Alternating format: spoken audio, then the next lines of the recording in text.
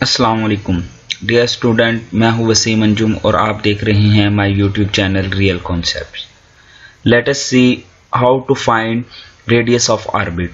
आज हम ये देखेंगे कि एक ऑर्बिट का रेडियस कैसे फाइंड किया जाता है। सपोज करें कि ये एक इलेक्ट्रॉन है जिसका मास m है और इस पर चार्ज E है। एक इलेक्ट्रॉन है जिसका मास m है और उस पर जो चार्ज है वो E है, और एक न्यूक्लियस है जिस पर Ze charge, Ze is the charge of electron, charge of nucleus है। यहाँ पे Z क्या है? Z is the atomic number and E is the charge. ये न्यूक्लियस है और ये इलेक्ट्रॉन है, और इस न्यूक्लियस के गिर्द एक ऑर्बिट है जिसमें ये इलेक्ट्रॉन रिवॉल्व करता है, और इसकी जो वेलोसिटी है, जिस वेलोसिटी से ये मूव करता है, वो v एक वेलोसिटी है। और इस ऑर्बिट का जो रेडियस है जो हमने फाइंड करना है, इस ऑर्बिट का सबसे पहले डियर स्टूडेंट, अगर आपको रेडियस के बारे में नहीं पता तो ये जान लें कि किसी भी सर्कल की बाउंड्री पे सेंटर से जो बाउंड्री तक का फासला होता है, किसी भी सर्कल में सेंट्रल पॉइंट से उस सर्कल के पॉइंट किसी भी पॉइंट तक का जो फासला होता है उसे रेडियस कहा जाता है। तो यहाँ पे हम ने जो रेडियस फाइंड करना है, ये जो लाइन है जो इसके सेंटर से इस पॉइंट तक ज्वाइन कर रही है, ये रेडियस है और इसे r से डिनोट किया जाता है। तो दोबारा से हम देखते हैं कि ये एक इलेक्ट्रॉन है चार्ज और उस पर E चार्ज है। एक इलेक्ट्रॉन है जिसका मास m है और उस पर चार्ज E है, और न्यूक्लियस है उसका चार्ज Ze है। यहाँ Z से मुराद एटॉमिक नंबर है, और ये इलेक्ट्रॉन इस ऑर्बिट के अंदर एक वेलोसिटी से v वेलोसिटी से मूव करता है, और न्यूक्लियस से इलेक्ट्रॉन का जो डिस्टेंस है वो रेडियस है, और ये हमने फाइंड करना है। रेडियस ऑफ ऑर्बिट फाइंड करने के लिए हम सबसे पहले कूलम्स लॉ को समझेंगे। कूलम्स लॉ क्या है?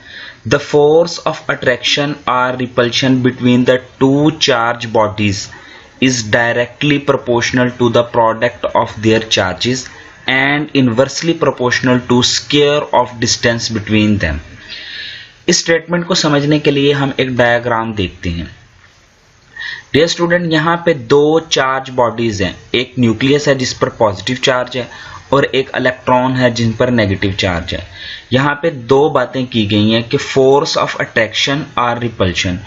अगर तो दो बॉडीज ऐसी हैं जिन पर सेम चार्ज है, अगर दो बॉडीज ऐसी हैं जिन पर सेम चार्ज है तो उनके अंदर फोर्स ऑफ रिपल्शन होगी, और अगर दो ऐसी चार्ज बॉडीज हैं जिन पर अपोजिट चार्ज है तो उनके दरमियान फोर्स ऑफ अट्रैक्शन होगी। तो चूंकि यहाँ पे दो अपोजिट चार्ज वाली बॉडीज हैं, एक पर पॉजिटिव चार्ज है और एक पर नेगेटिव चार्ज है, तो इन दोनों के दरमियान फोर्स ऑफ अट्रैक्शन होगी। तो न्यूक्लियस जो है वो इलेक्ट्रॉन को अपनी तरफ अट्रैक्ट करेगा। इसलिए यहाँ पे मैंने ये, चूंकि कूलम्स लॉ से रिलेटेड है, इसलिए मैंने यहाँ पे कोलम्बिक फोर्स लिखा है। तो इन दोनों के दरमियान में एक फोर्स ऑफ अट्रैक्शन है, और वो फोर्स ऑफ अट्रैक्शन कितनी है? इन दोनों चार्जेस के प्रोडक्ट के, यानी इन दोनों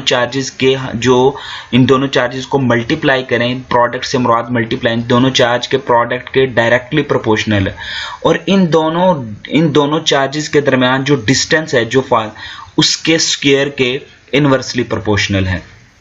तो यहाँ हमने Newton third law of motions को हम जानते हैं कि जब एक बॉडी पर कोई फोर्स एक्ट करती है तो उसके बदले में एक रिएक्शन फोर्स भी होती है। तो न्यूक्लियस इलेक्ट्रॉन को अपनी तरफ अट्रैक्ट कर रहा है, जबकि इसके अपोजिट एक फोर्स है जो सेंट्रीफ्यूगल फोर्स है, जो इलेक्ट्रॉन को बाहर की तरफ खींच रही है। लेकिन चूंकि इलेक्ट्रॉन एक ही ऑर्बिट के अंदर मूव करता रहता है, इसका मतलब ये है कि कोलम्बिक फोर्स और सेंट्रीफ्यूगल फोर्स दोनों इक्वल हैं।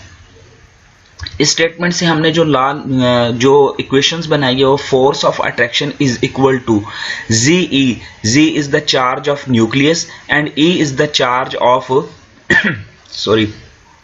E is the charge of electron. तो यहाँ पे हमने देखा है कि द फोर्स ऑफ अट्रैक्शन और repulsion between the two charge bodies is directly proportional to the product of their charges. तो चार्जेस के प्रोडक्ट के force of attraction directly proportional है, और and inversely proportional to the square of distance between them, और इन दोनों के square, इन दोनों के दरमियान डिस्टेंस के स्क्वायर के इनवर्सली प्रोपोर्शनल है। यहाँ पे k एक कांस्टेंट है, इन दोनों को मल्टीप्लाई करें तो e से मल्टीप्लाई होगा तो e की पावर 2 हो जाएगी, और साथ z ऐसे, और r का स्क्वायर वैसे रखेंगे। यहाँ पे k एक कांस्टेंट है जिसे प्रोपोर्शनलिटी कांस्टेंट कहा जाता है, और it is equal to the 1/4 pi epsilon naught. इसको एप्सिलॉन नॉट पढ़ा जाता है। इसका मतलब क्या? Epsilon naught represent the permittivity of medium. Permittivity of medium मतलब कि दो चार्ज बॉडी के दरमियान में कौन सा मीडियम है? वैक्यूम है यानी कोई मीडियम नहीं है, एयर है, या कोई और चीज इन दोनों के दरमियान में, दो चार्ज पार्टिकल्स या दो चार्ज बॉडीज के दरमियान में रखी गई। इसकी वैल्यू है 9 multiply by 10 raise power 9 newton metre square पर कूलम स्क्वायर, ये इसका यूनिट है। यहाँ इलेक्ट्रॉन पर दो फोर्सेस एक्ट कर रही हैं। एक वो फोर्स है जो न्यूक्लियस की फोर्स है, जिसे हमने कोलम्बिक फोर्स कहा या फोर्स ऑफ अट्रैक्शन कहा, जो इलेक्ट्रॉन को न्यूक्लियस की तरफ खींच रही है। जबकि एक चूंकि Newton third law of motion के अकॉर्डिंग हर एक्शन का एक रिएक्शन होता है, तो चूंकि ये फोर्स एक एक्शन के तौर पे से इलेक्ट्रॉन को न्यूक्लियस अपनी तरफ खींच रहा है, तो रिएक्शन के तौर पर एक फोर्स है जो इलेक्ट्रॉन को न्यूक्लियस की फोर्स से बाहर की तरफ खींच रही है, जिसे हमने सेंट्रीफ्यूगल फोर्स कहा है। चूंकि इलेक्ट्रॉन एक ऑर्बिट के अंदर मुसलसल घूमता रहता है, ना ये ऑर्बिट से अंदर की तरफ आता है और ना बाहर की तरफ। इसका मतलब ये है कि जो फोर्स ऑफ अट्रैक्शन है न्यूक्लियस की वजह से और सेंट्रीफ्यूगल फोर्स है, वो दोनों इक्वल हैं। तो यहाँ पे यही बात हमने लिखी है कि force of attraction is equal to centrifugal force. यहाँ पे हम दोनों को फार्मूला लिखते हैं। ये फार्मूला फोर्स ऑफ अट्रैक्शन अभी हमने पढ़ा है, और ये सेंट्रीफ्यूगल फोर्स का फार्मूला है। यहाँ आर, ये आर इस आर स्क्वायर से, एक आर, यहाँ पे दो आर हैं, यहाँ पे एक आर है, तो एक आर इसमें से एक आर से कैंसिल हो जाएगा और बाकी यहाँ पे एक आर बच जाएगा। यहाँ पे हम वी स्क्वायर की वैल्यू फाइंड कर लेंगे। V square is the velocity of electron. जो वी स्क्वायर को यहाँ पे रखेंगे, m चूंकि यहाँ पे मल्टीप्लाई हो रहा है तो यहाँ पे आके डिवाइड हो जाएगा। तो यहाँ पे वी स्क्वायर आ गया और ये वी स्क्वायर आ गया, ये k की वैल्यू ऐसे ही आ गई है, z भी ऐसे ही आ गया, e का स्क्वायर भी ऐसे ही आ गया, और ये जो r एक कैंसिल हो गया था इससे और एक आर बच गया था, वो यहाँ पे आ गया, और m यहाँ पे चूंकि मल्टीप्लाई हो रहा था यहाँ पे आके डिवाइड हो गया था। डियर स्टूडेंट, आपको याद होगा कि बोहर के एटॉमिक मॉडल के जो पोस्टुलेट थे हमने उसमें पढ़ा था कि angular momentum of orbit is equal to mvr is equal to nh/2 pi. mvr is the angular momentum and this is the value of angular nh/2 pi. हमने पढ़ा था कि एक इलेक्ट्रॉन सिर्फ और सिर्फ उस ऑर्बिट के अंदर मूव कर सकता है जिसकी वैल्यू nh/2 pi के बराबर होती है या इसका मल्टीपल होती है। तो यहां से हम v की वैल्यू फाइंड करेंगे। बेसिकली यहां से हम v की वैल्यू फाइंड करेंगे तो v की यहां पे इधर ही रहेगा और m और r दोनों यहां पे मल्टीप्लाई हो रहे हैं तो इस तरह के डिवाइड हो जाएंगे। इस v की वैल्यू को हम इस v की वैल्यू में यहाँ पे v की जगह पे पुट कर देंगे।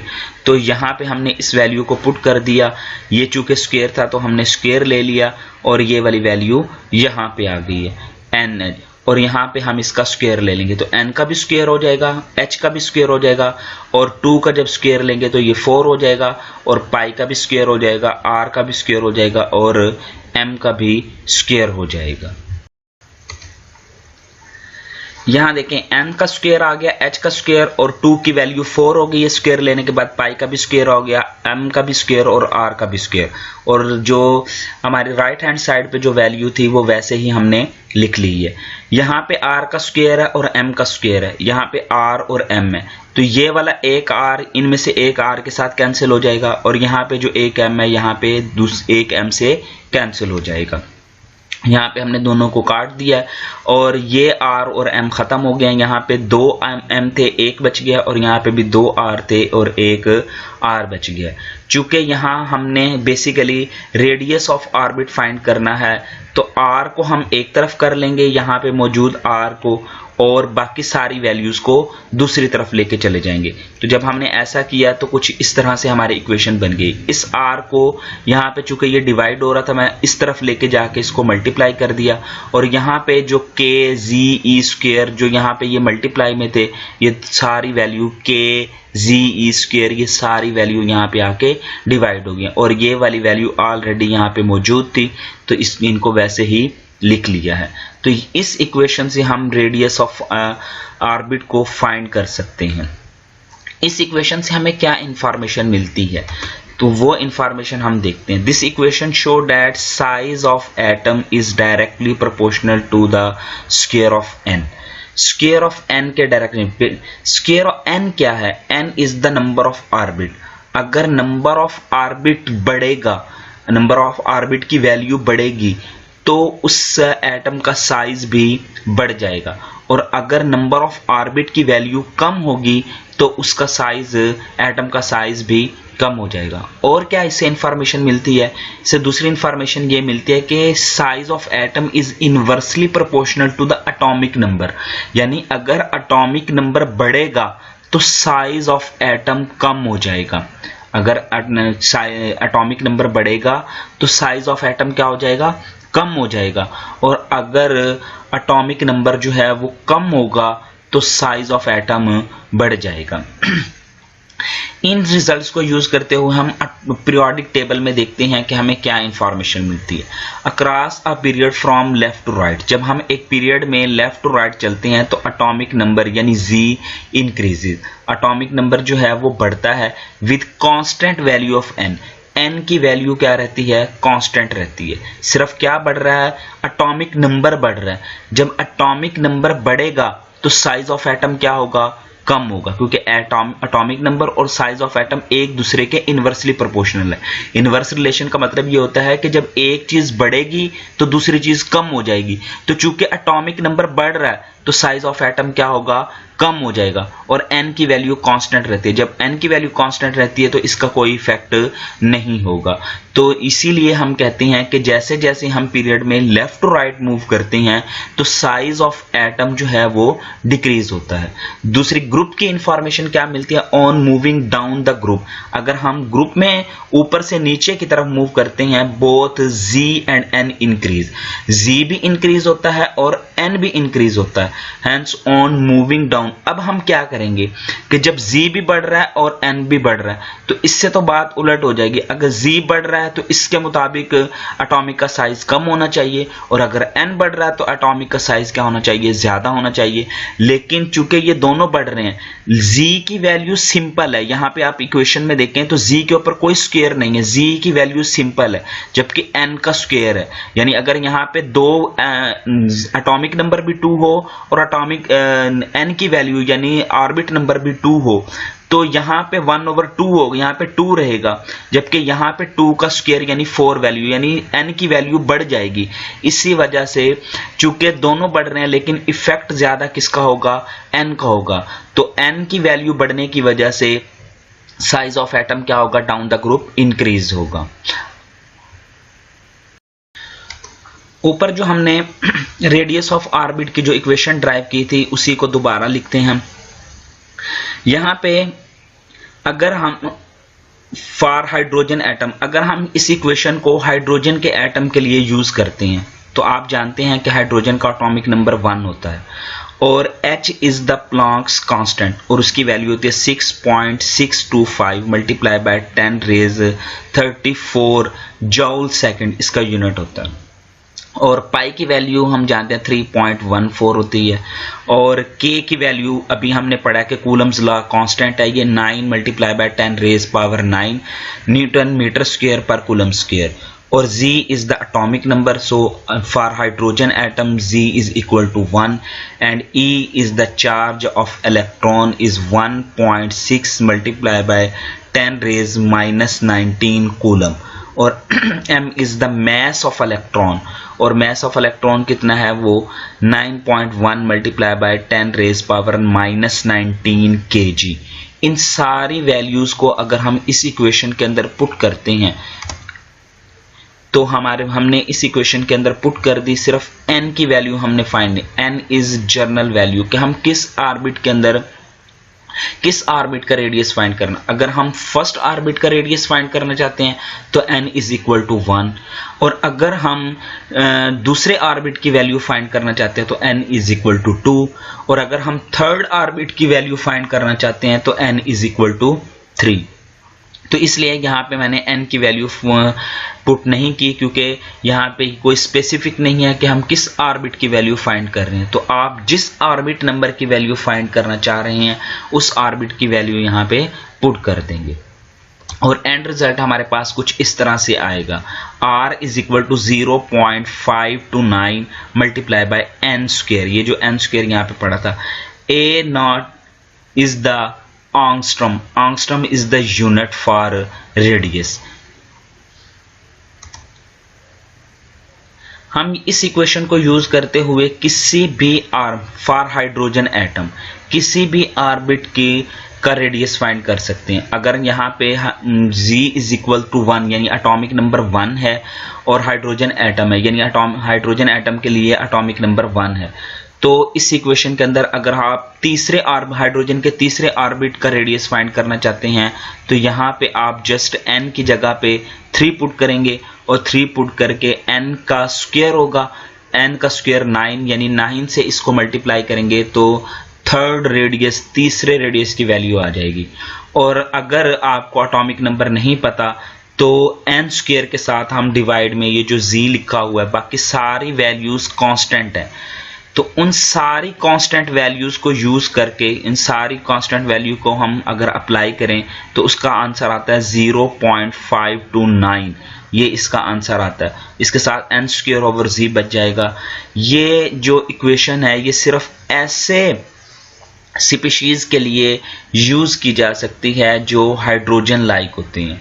हर एटम के लिए इन इक्वेशंस को यूज नहीं किया जा सकता, क्योंकि बोर एटॉमिक मॉडल जो है वो सिर्फ और सिर्फ हाइड्रोजन और हाइड्रोजन लाइक स्पीशीज को एक्सप्लेन करता है, इसके अलावा दूसरी स्पीशीज को एक्सप्लेन नहीं करता। I hope